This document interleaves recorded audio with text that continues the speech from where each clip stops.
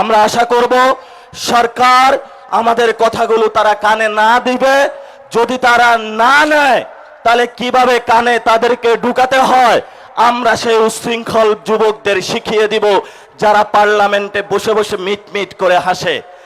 আমি বাবু তোমাকে প্রশ্ন করতে চাচ্ছি যে বাবু, তুমি গত 17 বছর কোথায় ছিলা? তুমি শিবগুজ মডেলকে গোপালগুল মডেলে ট্রান্সফার করেছ।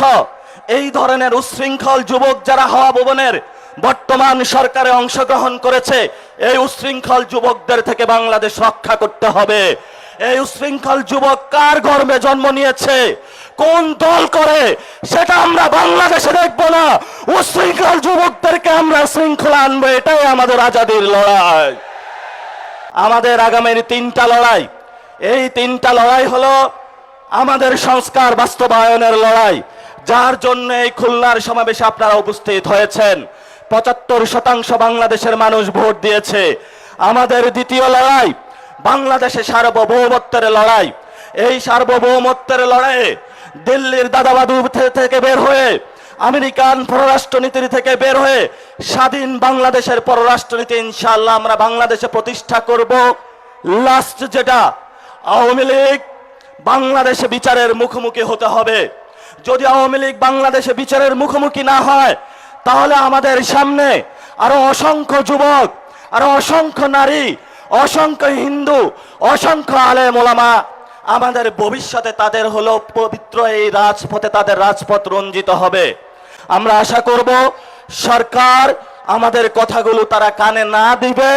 যদি তারা না নেয় তাহলে কিভাবে কানে তাদেরকে ঢুকাতে হয় আমরা সেই উশৃঙ্খল যুবকদের শিখিয়ে দিব, যারা পার্লামেন্টে বসে বসে মিট মিট করে হাসে। প্রিয় খুলনাবাসী, আপনারা জানেন এই খুলনায় কেডিআইতে দলীয় লোক বসানো হয়েছে, এই খুলনাতে সিটি কর্পোরেশনে দলীয় লোক বসানো হয়েছে, এই খুলনাতে জেলা প্রশাসনে লোক বসানো হয়েছে দলীয় লোক, এমনকি বিসিবিতে লোক বসানো হয়েছে। খুলনাবাসী, এই সব সন্ত্রাসীদেরকে আপনারা ছাড় দিবেন না। যতই ভদ্রতার মুখোশ পরে তারা আমাদের সামনে আসে, আপনারা যদি তাদেরকে ছাড় দেন, কালকে আপনাকে তারা হত্যা করতে উদ্যত হবে, আপনার সন্তানকে তারা হত্যা করবে, আপনার মাকে তারা হত্যা করবে, আপনার বউকে তারা হত্যা করবে। এই সব সন্ত্রাসীদেরকে খুলনার অঞ্চল থেকে উচ্ছেদ করতে হবে। এবং যারা মসজিদে হত্যাকাণ্ড ঘটিয়েছে খুলনাতে, আমরা বাবু তোমাদেরকে হুঁশিয়ার করে দিতে চাই।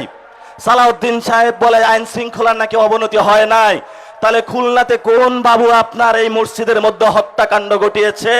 সেই দিল্লির দাদাবাদুর গেটুপুত্র সালাউদ্দিনের কাছে আমরা প্রশ্ন রাখতে চাই। প্রিয় খুলনাবাসী, আমাদের সামনে সময় নেই। রাজপথে আমরা বিরোধী দলীয় নেতা যিনি আছেন, আমাদের 11 দলীয় নেতৃবৃন্দ, আমরা মনে করি এখনো ওনারা ঠিক পথে আছেন। মিটিমিটি করে পা করে আমরা সামনে এগোচ্ছি। ওনাদের নেতৃত্বে আপনারা শক্ত অবিচল এবং আপনাদের জায়গা থেকে শক্ত অবস্থান বজায় রাখবেন। দলীয়ের মধ্যে বিভিন্ন সাঙ্গপাঙ্গ অ্যাসাসিনিস্ট ঘুরে ঘুরে তারা আমাদেরকে বিভ্রান্ত করার প্রচেষ্টা চালাবে। বলবে তুমি ইসলাম করো, তুমি কেন এখানে হলো যে ইসলামিক জোট না জামাতে ইসলামে আছো? বলবে তুমি সেকুলার দল, তুমি কেন ইসলামিক জোটে আছো? এই ধরনের বিভ্রান্তি করার অপচেষ্টা তারা চালাবে। এগুলাতে কান দিবেন না।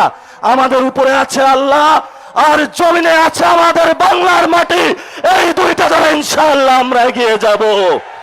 খুলনাবাসী ধন্যবাদ, সবাইকে আসসালাম, ভালো থাকবেন।